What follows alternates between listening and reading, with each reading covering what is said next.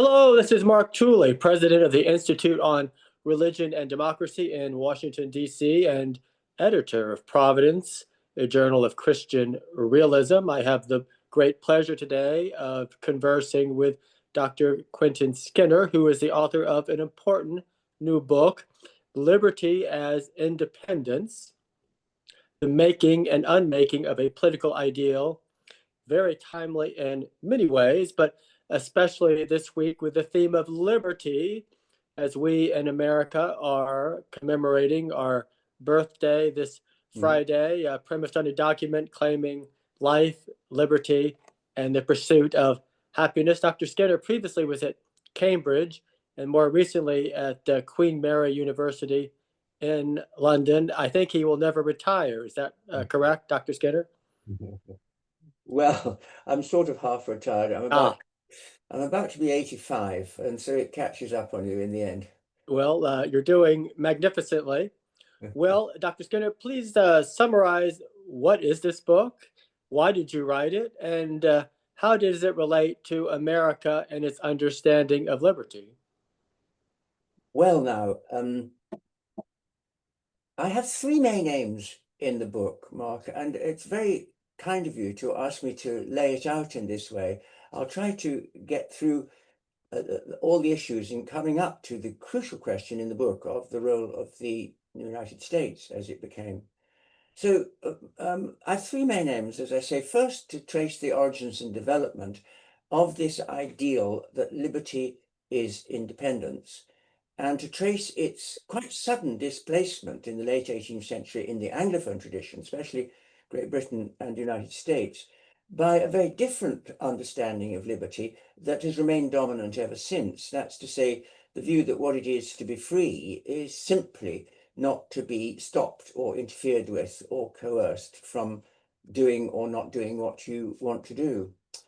So then I want to try to explain why this long dominant view that liberty is a very different idea. It's the idea of not being subject to the power of somebody else, not having a master, whether or not they interfere with you, why that view was replaced by this other one. And then what I also want to do, and this might be especially interesting in a religious program, is to ask about a kind of reckoning. I mean, which understanding should we prefer? So the sources I trace of the view of liberty as independence are not so much religious as classical in origin, and they come with the great moralists of ancient Rome who were republicans, especially Cicero, and amongst the historians, Livy, with his early history of the conversion of ancient Rome from being a monarchy under the Tarquins and thus enslaved to being self-governing, ruled by the people in a republic, and hence what they called a free state. Now that gets very much taken up in the Anglophone tradition in the middle of the 17th century, when the British execute their king and declare a republic.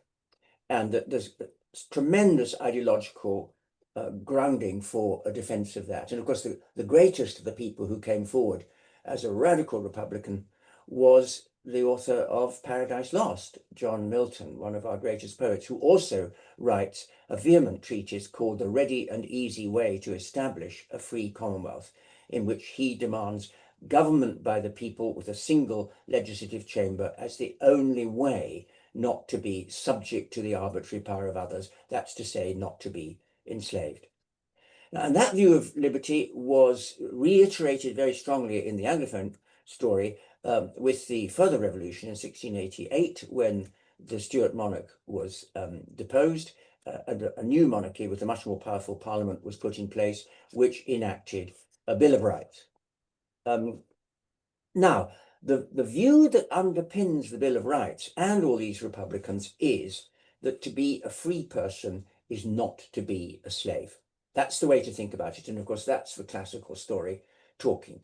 What it is to be a slave is to have a master, obviously. It is to be wholly dependent on the goodwill of someone who may, of course, have goodwill, but who can withdraw it with impunity at any time. So liberty is absence of that kind of subjection to arbitrary power. So, as I say, that was subsequently, roughly speaking, replaced by the liberal view, that actually liberty is just not being stopped from doing what you want. There is a very strong religious element in this classical story, and I should dwell on that, I feel, which is that this depends on what view you then take about the notion of civil and political rights. The view taken in the British Bill of Rights, which is still, of course, extant, is that some rights have so well stood the test of time and are by now so well established in the community that they can be called fundamental. And in the Bill of Rights, the British Bill of Rights, they include self-defense, they include habeas corpus, you must not be imprisoned without trial, and they include the right to hold property. However, some of the most celebrated, and later, of course, most celebrated in the United States, defenders of this 1689 settlement, and most famously, John Locke, in his Second Treatise of Government, argue that civil rights are not historically formed in that way. He says we shouldn't be relying on history because your fundamental rights are given to you by God, and they are apprehended by reason, which is given to you by God for that very purpose. So what these writers do, the contractarian writers, is they imagine a condition without law, and in this state of nature, as Locke calls it, you would have inalienable natural rights, the right to life, the right to liberty, the right to property. And those natural rights are the God-given rights. They're known by reason, so any lawful regime has to respect them. They've got to be written in. Well, you asked me about the impact of all of that on the American Revolution. Shall I go on, Mark? Oh, please do. Yes, you're getting to the really good part. Well, I would say that it is this view about rights and liberty that actually animated and legitimized the American Revolution in 1776. And let me try and trace the theoretical element of that story. The start of the bad news for the British losing this fabulously valuable set of colonies was a fiscal crisis, very severe fiscal crisis that afflicted the British at the end of the first really international war in the West, the 7 Years' War, which came to an end in 1763. The British had to borrow colossally on the national debt in order to finance the war. And the national debt had reached unbelievable heights. I mean, in modern money, it's trillions. And they were at a fiscal crisis. And so the question is, how can we increase taxes very, very significantly to pay for this great addition to the national debt? And they thought, well, we can't raise taxes at home much higher, but we could tax the colonies. Now, there had always been tariffs between Great Britain and the colonies both ways, but the British had never sought directly to tax the American colonies at all. That's to say, a new move, and it causes instant, tremendous disturbance. It's announced as a proposed policy, which would come into action in 1765, and it's announced in 1764 and causes immediate tumult, especially in Massachusetts. And in May of 1764, the General Assembly of Massachusetts leads the way. And one of its delegates, John Otis, in that year publishes the first major work in which British colonialism is denounced. And he ends by citing John Locke, arguing that the colonists are being taxed without having any representation in the decision. So this is not a law which, in order to be valid and to be obeyed, has to have the consent of the people, at least by representation. But the colonies have no representation in the British Parliament. So this demand is confronting them not as a law, it's confronting them as a pure act of arbitrary power. And that's what John Otis says. This is a pure act of arbitrary power, demanding submission to the will of the British government. But of course, that is to say that the colonies are enslaved. He doesn't yet say that, but that soon comes to be the accusation. And here the great originator is, I think, Stephen Hopkins, who was the governor of Rhode Island at this time, and writes this famous tract called The Rights of Colonies in 1764. But the most, I mean, I think the best known in the 18th century writer, I mean, he's a strange case because he's a founding father, John Dickinson, the lawyer, trained in Great Britain, but an American citizen.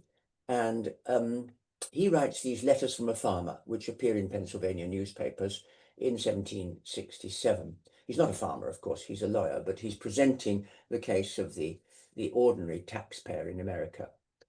And he writes in the 7th of his letters, he comes to a big conclusion about what he's saying about the legality of this. And he says, what I now say, this is the end of his letter, great moment. What I now say, I say it with grief. I say it with indignations. You have made us slaves. This is not a legal thing to do. Now, what then happens is that the cry is taken up in the early 1770s in an increasingly military style. And here the great figures are Samuel Adams and Thomas Jefferson, writing tracts in the early 1770s. Adams, The Rights of the Colonists, saying there is no right to rule by this kind of arbitrary decree. The only obligation is if we have consented by representation to this being a law. But, and he quotes Locke, we haven't. So this is arbitrary power, but arbitrary power enslaves, so we are slaves. And Jefferson in The Rights of British America says, we have the right to freedom, a very Lockean thought again. And this is a mere act of power, Jefferson calls it. And so it is the sign of a systematic plan of reducing us to slavery. Well, as everyone knows, at least on your side of the water, it's very soon afterwards that the first shots are fired in the Revolutionary War. In the spring of 1775, Jefferson's tract comes out towards the end of 1774. And so Paul Revere rides, and the British have to send troops, and the war begins. Now, of course, we come to the great climax of my view about the idea of liberty as not being anything to do with whether or not you're being stopped from doing what you want to do, but everything to do with whether you are or are not a free person or a slave. And the Americans say, you have enslaved us. And they make a declaration. And I don't need to tell any of your audience what it's called. It is, of course, called a Declaration of Independence, because independence has been the issue all through. That is, no dependence, not being the servant of a master, not being enslaved. And then, of course, the Lockean tone is what I hear at the beginning of this great document. We hold these two truths to be self-evident, that all men are created equal. So there's the immediate religious invocation, and are endowed by their creator with certain unalienable rights. And that among these are life, liberty, and the pursuit of happiness. And that to secure these rights, this is why government is formed above men, deriving their power, as it must be, from the consent of the government. And that is what the Declaration intimates, have failed to do. And when any form of government fails to be with the consent of the people, at least by representation, then they have a right to abolish it. And that's what the Declaration, as you well know, states. And so it goes on to say, so we are now breaking with the British Crown. And of course, within the Declaration is this long attack, not just on the Parliament, but on the King. for wielding arbitrary power and enslaving his own people. So the answer is, well, we are not your own people. Forget it. And the war continues. And of course, the British rather assume, overestimating their forces and, of course, the difficulty of getting them across the Atlantic, that they will win this war. But they do not. They lose it quite comprehensively by the early 1780s. Now, there's one other thing I would like to say. You said 20 minutes, and I promise I won't go on more than that, Mark. But I would like to say, since this is a religious program, although I would like to say it anyway, because it's extremely important, is that there is a completely alternative way of thinking about the American case, which is the loyalists. There are, of course, people who are opposed to everything that I've just been saying about this tremendous movement in the American colonies away from the mother country. Now, this already had been put to work in the English Revolution of 1688. A number of very prominent clergymen refused the oaths to the new regime on the grounds that it was not lawful, it was not possible to depose an established king. And that is because, and then of course, comes the famous passage which they all quote. And I'm sure that your watchers and listeners will know it is, of course, St. Paul's epistle to the Romans, chapter 13. In the King James Version, which is, of course, the authorized version in England at the time, they would all have known it in the form that it says, let every soul be subject. Notice, every soul is subject, exactly what's being denied, subjection, to the higher powers, for there is no power but of God. The powers that be, I mean, the existing government, is ordained by God. Whoso therefore resisteth this power, resisteth the ordinance of God.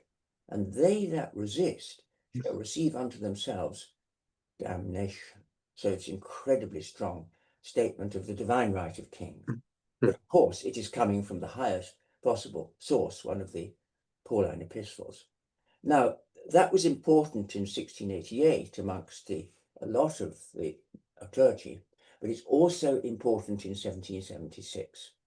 And there are several quite prominent writers, Jonathan Boucher, Charles Ingalls, celebrated preachers. I mean, Boucher is a celebrated preacher in Maryland who has to flee to England after the outbreak because he had told his congregation that he would continue to pray for the king. And he sought to lead prayers for George III when the Declaration had just explained that he was a tyrant and that they were slaves. And Charles Ingalls, he did something rather dramatic, as perhaps you know. I mean, New York preacher, and he preaches for George III. He offers prayers for George III and asks them to be followed in a congregation which included George Washington. So he soon found he had to leave. I mean, of course, the loyalists were overwhelmed in numbers, and they were overwhelmed, I think, in arguments, because I think that one of the very best statements of the case of liberty as independence is the one that is given in the American Revolution. So the last thing that you asked me to say something about, if I'm remembering this properly, is, well, where does this leave us? I mean, we all want to be thinking about our liberty as citizens and its character and its limits. So what happens after the outbreak of the American Revolution is that there is a tremendous support in Great Britain for the Republican cause. I mean, in Britain, these people didn't dare call themselves Republicans, except Tom Paine, but of course he had to escape to America. But writers like the dissenting minister, a very great figure at this time, Richard Price, and a number of other dissenting ministers come out on the American side with this same view, observations on the nature of civil liberty is the great text by Price, and he says, I can think of no other way of imagining liberty rightly than to think of slavery. And what it is to be free is not to be a slave. It is not to have a master.